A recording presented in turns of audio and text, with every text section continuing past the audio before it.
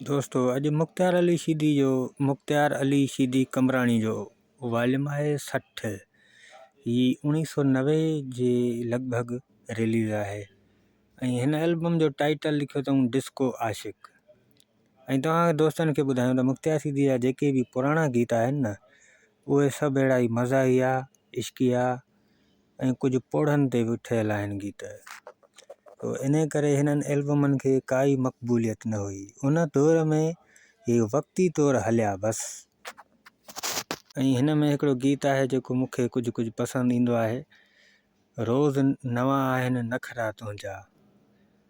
ऐं उन खां पोइ कुझु दोस्तनि जा कमेंट्स आहिनि, उहे तव्हांखे ॿुधायूं त पोइ उन खां पोइ वरी तव्हांखे हिननि जा गीत ॿुधायूं। पहिरीं कमेंट्स आहे शहबान सोलंकी साहब, लिखियो आहे नाइस वीडियो। ऐं वफ़ा दानिश वारे दोस्त लिखियो आहे दूसरे चैनल का नाम अदा, ॿिए चैनल जो नालो आहे सिंधी फोक म्यूज़िक चैनल। ऐं मां कम्युनिटी टैब में उन जी तस्वीर बि तव्हां ॾे रखी आहे। एम प्रोडक्शन वारे भाउ लिखियो आहे नाइस वीडियो। उन खां बाद दोस्त वहीद अहमद लिखियो आहे फेवरेट सॉन्ग 8 नंबर। उन खां पोइ आहे शुरा वीडियो वारे दोस्त ऑफिशियल लिखियो आहे मुख़्तियार अली शीदी सचल एल्बम। हसन अहमद मां लिखियो आहे ग्रेट वीडियो। उन खां बाद माशूक अहमद लिखियो आहे सुपर हिट 455। बादशाह अहमद सोलंकी लिखियो आहे नाइस वीडियो। एम प्रोडक्शन वारे भाउ लिखियो आहे वॉल्यूम 455 VIP आहे। वॾी महिरबानी दोस्तों, तव्हां कमेंट्स कयो पिया, ऐं इन करे वीडियो ठाहियां पियो। ऐं अञा दोस्त हिकु ॿ रहियल आहिनि, उन जा कमेंट्स शामिलु कयूं। खां बाद आशिक़ अहमद सोलंकी सुपर हिट लिखियो आहे। माशूक अहमद लिखियो आहे वॾी महिरबानी। एहसन अहमद सोलंकी सफ़ा भलो आहे एल्बम। वॾी महिरबानी वॾा, तव्हांजो बि कमेंट्स करे चओ पिया। ऐं दोस्तनि खे मेन ॻाल्हि ॿुधायूं त हिन में असां को बि गीत शामिलु न कयो आहे। ही रिलीज़ इंफॉर्मेशन वीडियो आहिनि।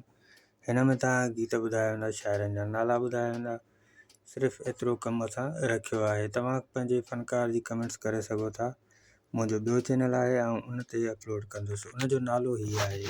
ही नालो मां लिखियो आहे सिंधी फोक म्यूज़िक चैनल। ऐं हाणे हलूं था दोस्तों हिन पहिरियों कलाम त एजाज़ बुरड़े जो 1 2 3 कन ॾेई ॿुधो। ही कलाम जेको ॿियो आहे, इहो थोरो सम्झ में नथो अचे, कुझु अहिड़ी तरह लिखियलु आहे जेको ईअं पीअनि खां मुंहिंजा साईं। मुख़्तियार कमराणी जो कलाम आहे। ऐं उन खां पोइ आहे एजाज़ बुरड़े जो वरी कलाम आहे नंढड़ो त यार नाही, हाणे ख़ुदि कमु कर सारो। उन खां पोइ आहे ही कुझु सिराइकी कलाम आहे वती गेरा नाल घुमंदा।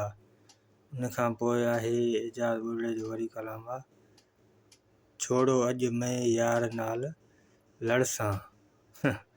मज़ाहिया गीत आहे। ऐं उन खां पोइ आहे रोज़ नवां आहिनि नखरा तुंहिंजा। ऐं उन खां पोइ बख़्शल शाह जो कलाम आहे ॿियूं यार उन ॾींहं मां। असल में कलाम हीअं आहे बनियूं यार ॾींहं मां लिखाए, यार तां क़ुर्बान कयां लिखाए। कुझु अहिड़ी तरह गीत आहे। ऐं हिन जा जेके बी साइड वारा गीत आहिनि, इहे टई मज़ाकिया गीत आहिनि।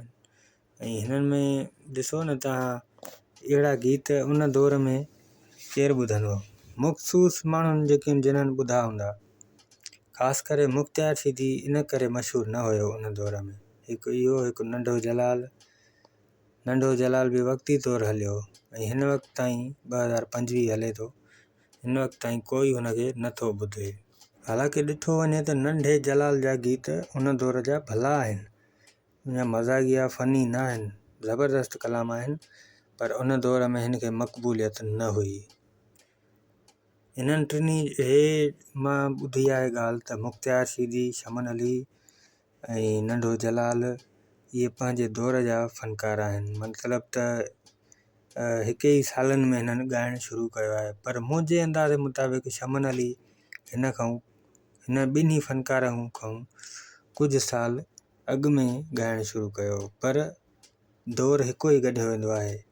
पर उन्हनि ॿिन्ही मां ॾिसो त मक़बूलियत घणी शमन अली मीराली खे थी। ऐं हिन वक़्त ताईं बि हू ॻाए पियो ऐं हले पियो।